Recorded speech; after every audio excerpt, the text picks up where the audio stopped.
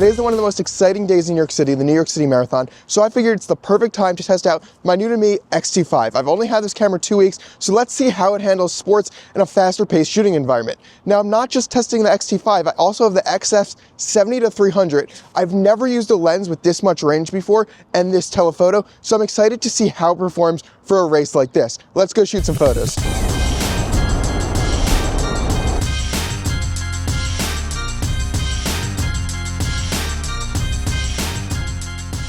Alright, the race has just started, which means they'll be around to where I'm standing in about a half hour. I've taken a couple test shots already, and I've got the X-T5 in the highest burst rate mode, which is 15 frames per second, and that feels super fast, way faster than the A7 IV, which I shoot with most often for events like this, and it's a welcome change. I know I'm going to be able to capture those tiny moments that happen in between those 6 frames per second I was getting on the A7 IV way better with the X-T5's 15 frames per second. We'll see how the autofocus holds up though.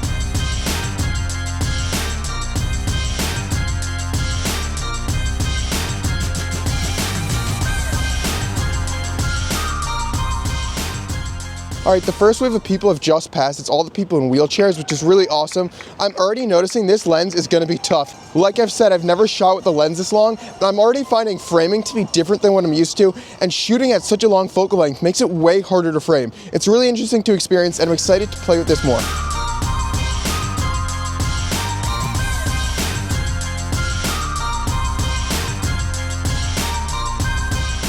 So far, I'm really impressed with the weight of this lens. For the range you're getting, I'm really not finding it too heavy or too hard to hold, and I wouldn't mind holding it for a whole long event.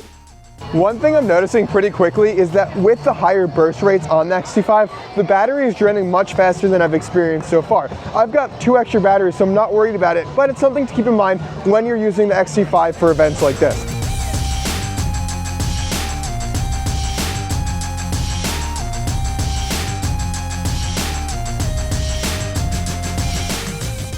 So the 70-300 has been really good at getting these really tight, close, detailed shots of the runners, but I feel like I'm missing part of the scene. When I'm shooting an event like this, I want to make sure I'm getting the wides, the mediums, and tights so I can show the full scene and the full scale of the event. So because of this, I'm going to switch to the 18-55 f2.8 to f4 to get some of those wider shots so you can show the full scale of the event.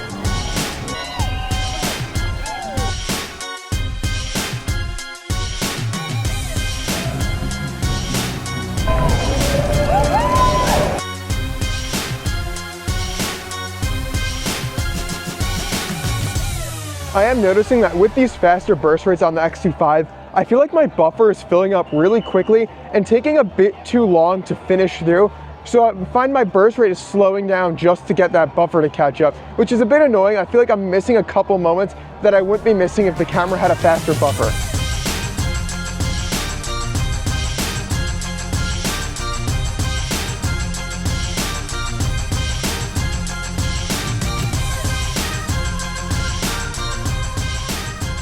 So, can the Fujifilm X-T5 handle the New York City Marathon? My gut says yes, it's done a great job so far, but we won't really know until we edit the photos, so let's head inside and take a look at them. It's been a few weeks since the marathon, and I've had some time to edit all the photos I took and collect my thoughts, so let's talk about how the X-T5 and the 70-300 handle an event like this. Let's start with the pros of the X-T5 first. The burst rate kind of blew me away. I'm used to the 6 FPS of the A7 IV, and 15 feels insane. There were moments where I feel like if I shot with the lower frame rate, I definitely would have missed the perfect photo and really enjoyed taking advantage of the faster burst rate. Another benefit I really enjoyed was the viewfinder and LCD. Both felt nicer than what I used on Sony, and because of that, I ended up taking advantage of the EVF a bit more. I also definitely took advantage of the vertical tilt of the LCD screen. Being able to hold the camera vertically and still tilt your screen up and out so you could see it clearly, but it's still being in line with the camera body and the sensor makes framing up using that rear screen when shooting vertically way easier than something like just a tilt screen or the flippy screen that are all too common now. I love a screen like this. The last pro of the X-T5 for me was the resolution. Having the ability to crop and reframe was so helpful. When shooting a race like this, there's so much going on and it's all happening so quickly. You won't always have the perfect framing. And that's okay, but being able to crop in a bit and reframe using those extra megapixels when capturing the race was super useful, and it led to me being able to get better shots. Moving on to the XF 70-300. To be honest, for an event like this, I didn't love this lens. And I think that comes down to a few reasons, but first and foremost is that I'm not used to this focal length. This was a fast-paced environment, and trying to get used to a new focal length was challenging, especially when you factor in that the X-T5 is still very new to me. I've only had it for about a month now. Once I got used to the focal length, it was easier, but I was really wishing I had a bit more on the wider end and a lower aperture. I think the 50 to 140 f2.8 would have been a lot better for a race like this. If I was shooting soccer, football, or baseball, I think the range of the 70 to 300 would have been great, but it was a bit too tight for me. The higher aperture bothered me more than I expected as well. The out of focus areas to me just felt really busy.